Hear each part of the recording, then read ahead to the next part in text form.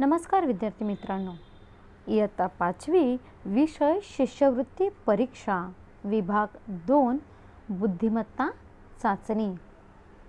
विद्यार्थ्यांनो, बुद्धिमत्ता चाचणीमध्ये आपलं प्रकरण क्रमांक 2 आहे वर्गीकरण. वर्गीकरण यामध्ये मूलतः संकल्पना समजावून घ्या विद्यार्थ्यांनो. वर्गीकरण म्हणजे वेगवेगळे करणे. अवतीभोवती असणाऱ्या वस्तू आणि घटना त्यांचा अनुभव आपण सततच घेत असतो. काही वस्तूंमध्ये, घटनांमध्ये कोणत्या तरी बाबतीत वेगळेपणा किंवा साम्य हे आढळत असतं आणि त्यानुसार आपण गट करतो. आता वर्गीकरण या घटकामध्ये एकूण 3 उपघटक आहेत. एक शब्दसंग्रह, 2 आकृत्या आणि 3 म्हणजे संख्या. एकूण दिलेल्या 4 पर्यायांपैकी अचूक गट ओळखून आपल्याला त्यामधून वेगळा गटात न बसणारा वेगळा असा शब्द ओळखायचा असतो. पर्यायामध्ये काही बाबतीत साम्य असते आणि एकच पर्याय हा वेगळा असतो. विद्यार्थ्यांनी हा वेगळा असणारा पर्याय ओळखून त्यामध्ये अचूक उत्तरलेखन करायचं आहे. आता पहिला त्यामध्ये उपघटक आहे वर्गीकरणामध्ये, तो म्हणजे शब्दसंग्रह. 4 शब्दांपैकी, दिलेल्या 4 शब्दांपैकी 3 शब्दांचे अर्थ कोणत्या ना कोणत्या बाबतीत साम्य आढळतं, सारखेपणा आढळतो आणि एक शब्द हा वेगळा काहीतरी दर्शवतो. आता वेगळी माहिती दर्शवणाऱ्या याच एका शब्दाचा असणारा पर्याय म्हणजेच त्या प्रश्नाचं उत्तर होय. अशाच पद्धतीने आज आपण प्रकरण क्रमांक 2 वर्गीकरणमधील 2.1 सराव संच शब्दसंग्रह सोडवणार आहोत. बघा, पुढील प्रत्येक गटात न बसणाऱ्या शब्दांच्या पर्याय क्रमांकाचे वर्तुळ रंगवा. आता इथे आपल्याला पहिल्या प्रश्नामध्ये 4 शब्द दिलेले आहेत. कान, नाक, पोट आणि डोळे. आता बघा, कान, नाक, डोळे हे आपले इंद्रिय आहेत चेहऱ्यावरचे आणि पोट हे काय आहे, आपलं अंतरिंद्रिय आहे. म्हणजेच कान, नाक आणि पोट, डोळे यांपैकी अर्थातच पोट हा आपला गटात न बसणारा शब्द असणार आहे. म्हणून पर्याय क्रमांक 3 हे प्रश्न क्रमांक 1चं उत्तर असणार आहे.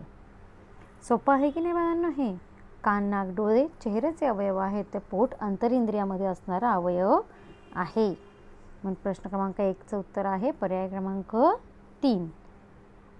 पुढे बघा, दुसरा प्रश्न आहे झरा, तळे, ओढा आणि नदी. आता यामध्ये झरा, ओढा, नदी हे सगळे आहेत, हे वाहणारं पाणी आहे. तर तळे हे काय आहे, स्थिर असणारं पाणी आहे. त्यामुळे प्रश्न क्रमांक 2चं उत्तर आहे 2. पुढे दिसतंय तुम्हाला क्रिकेट, फुटबॉल, हॉकी आणि बुद्धिबळ. आता बुद्धिबळ हा आहे, हा अर्थातच मैदानी खेळ नाही आहे. क्रिकेट, फुटबॉल, हॉकी हे कसे मैदानी खेळ आहेत. प्रश्न 4 बघा, दूरध्वनी, दूरचित्रवाणी, मासिक आणि वृत्तपत्र. आता दिलेले दूरचित्रवाणी, मासिक, वृत्तपत्र हे काय आहेत बाळांनो, प्रसारमाध्यम आहेत. पण दूरध्वनी म्हणजे काय, टेलिफोन. म्हणजे पर्याय क्रमांक 1 हे प्रश्न क्रमांक 4चं उत्तर आहे. दूरचित्रवाणी, मासिक आणि वृत्तपत्र हे काय आहेत, तिन्ही पण प्रसारमाध्यम. तर दूरध्वनी म्हणजे फोन, ते संपर्काचं साधन आहे. आभाळ, आकाश, गगन आणि अंतराळ असे 4 शब्द आहेत प्रश्न 5व्यामध्ये. बघा, आभाळाला समानार्थी शब्द काय आहे रे, आभाळालाच समानार्थी शब्द आपण म्हणतो आकाश आणि आकाशालाच गगन. परंतु अंतराळ हा पृथ्वीच्या बाहेरील असणाऱ्या आवरणाचा भाग आहे. म्हणजे प्रश्न क्रमांक 5चं उत्तर काय, पर्याय क्रमांक 4. जांभळा, करडा, हिरवा आणि नारंगी. इंद्रधनुष्य माहिती आहे का रे बाळांनो? बघा, इंद्रधनुष्यामध्ये 7 रंगांचा समावेश असतो. कोणकोणते 7 रंग असतात, तांबडा, नारंगी, पिवळा, हिरवा, निळा, पारवा आणि जांभळा. यामध्ये कुठेही करडा रंगाचा उल्लेख झाला आहे का रे? नाही, म्हणजे करडा पर्याय क्रमांक 2 हे प्रश्न क्रमांक 6चं उत्तर आहे. प्रश्न 7वा बघा. भूकंप, सुनामी, पूर आणि अपघात. आता अपघात हा मानवनिर्मित असणारा आपत्तीचा प्रकार आहे, तर भूकंप, सुनामी, पूर हे नैसर्गिक आपत्तीचे प्रकार आहेत. म्हणून अपघात हे उत्तर आहे पर्याय क्रमांक 4 प्रश्न क्रमांक 7चं. पुढे 8वा प्रश्न बघा. नंतर, आत्ता, आज आणि यावर्षी. काळ माहिती आहेत ना भावांनो मराठीमध्ये तुम्हाला?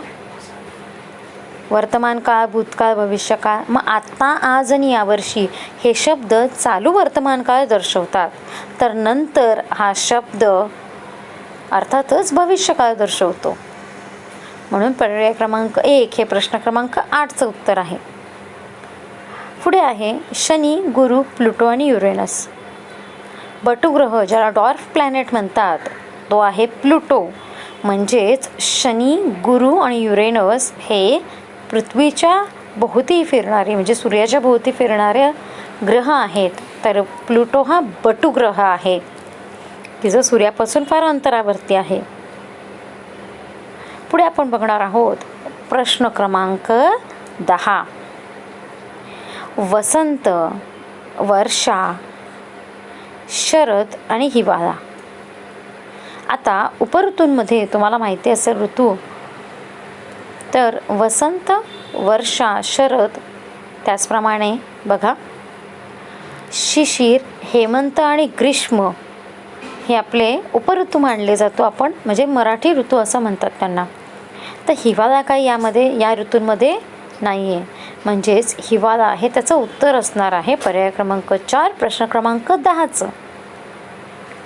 प्रश्न क्रमांक 11 बघा. घळाघळा, चळाचळा, कळवळा आणि भला भला.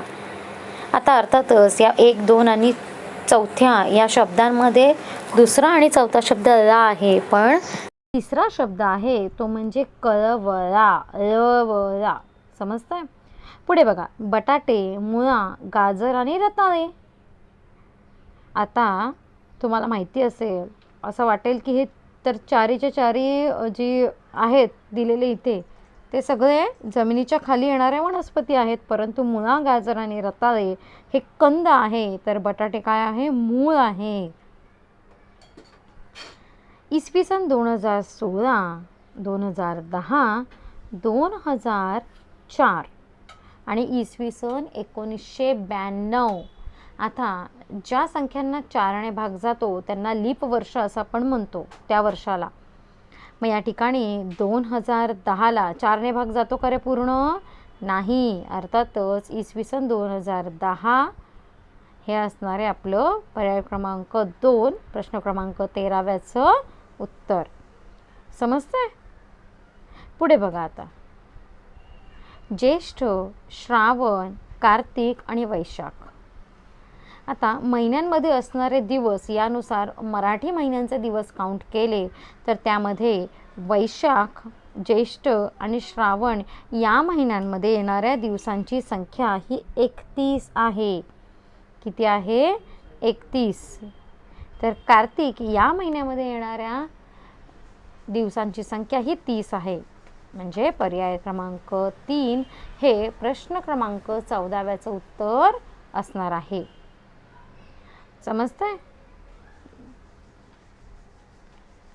या येणाऱ्या दिवसांमधून आपल्याला कळू शकतं की वेगळा शब्द गटामध्ये बसणारा कोणता आहे ते. अर्थातच या ठिकाणी कार्तिक हा महिना ज्याच्यामध्ये केवळ 30 दिवस असतात असा महिना आहे. शेवटचं 15वं बघा. अनसूया, अरुणा, अनन्या आणि अभया. आता दिलेले अनसूया सोडून बाकी 3ही शब्द 3 अक्षरी आहेत. विद्यार्थ्यांनी या दिलेल्या सर्व 15च्या 15 सराव प्रश्नांचं लेखन आपल्या वर्गपाठ वहीमध्ये करायचं आहे. त्यासोबतच सुरुवातीला आपण ही जी वर्गीकरणाची माहिती पाहिलेली आहे या माहितीचं आधी तुम्ही लेखन करायचं आहे आणि त्यानंतर सरावासाठी दिलेले हे प्रश्न, त्यांचे योग्य पर्याय आणि अचूक असं उत्तर लिहायचं आहे. आज आपण इथे थांबूया. धन्यवाद.